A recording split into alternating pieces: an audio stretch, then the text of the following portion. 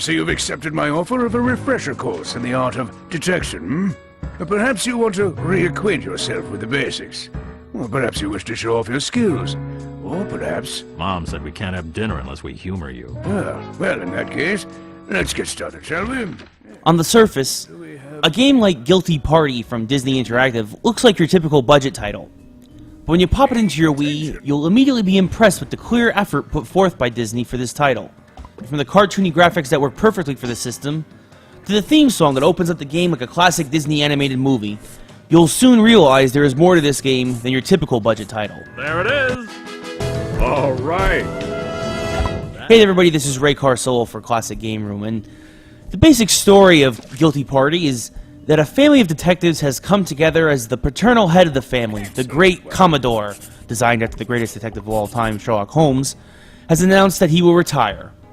On the heels of this news also comes the announcement by his most nefarious nemesis, Mr. Valentine, that his greatest criminal scheme to date will soon be put in motion. In response, the Commodore announces that with him being retired, this will be a perfect way to prove who in the family should take over the reins of the family detective business. You're then given the opportunity to choose between the Commodore's older sister, brother-in-law, son, daughter, grandson, or granddaughter, all of whom are also influenced by classic detectives from pop culture, as you work to stop Mr. Valentine and unravel the greatest mystery of all. Who is the man behind Mr. Valentine's red mask? When it comes to gameplay, there isn't much to the game. Imagine a cross between the classic board game Clue and Mario Party. For each crime that Mr. Valentine commits, you must explore your surroundings looking for clues and interrogating possible suspects in a turnstile fashion like a traditional board game. When you find a clue or suspect, you are thrown into a mini-game that you must complete in order to ascertain the information each one holds. After interrogating all suspects, sometimes more than once, and collecting all clues, you have to then draw a composite of the possible suspect and confront your potential villain. If correct, you'll clear the level and learn how they became wrapped up in Mr. Valentine's scheme, and only by clearing all 7 cases can you finally figure out who the criminal mastermind really is behind Mr. Valentine's hearted mask. To make things a little more difficult, the computer also tries to throw random mini-games your way, on top of the ones needed to gather clues, and also throws obstacles like power outages and locked doors in your way. Luckily though, at the start of every turn, you are given a card that can help you bypass more difficult mini-games and some of the obstacles thrown in your path, offering up a little bit of strategy to how you solve these cases as well.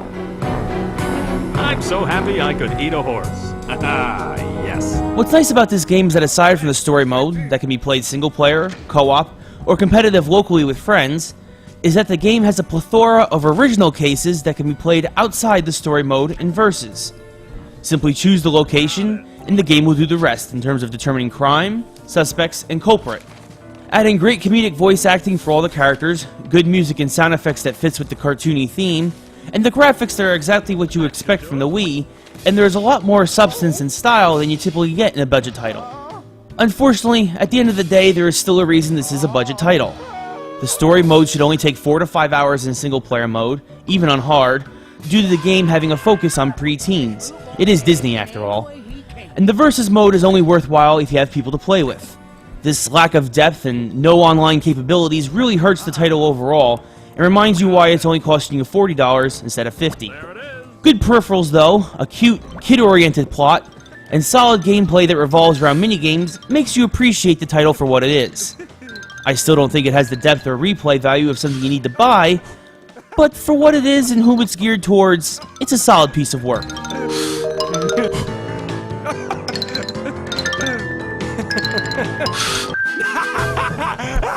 Perhaps this will assist your case. If you, or especially your kids, are having a couple of friends over this weekend, and all you have is a Wii, I would definitely recommend putting this near the top of your rental queue. If you're a fan of Disney, mysteries, and minigames, it also might be something you'd want to look at anyways, but I wouldn't purchase it outright, even though I absolutely love the theme song. There's been a crime, a crook is on the loose, you need to act before he cooks your goose. Invest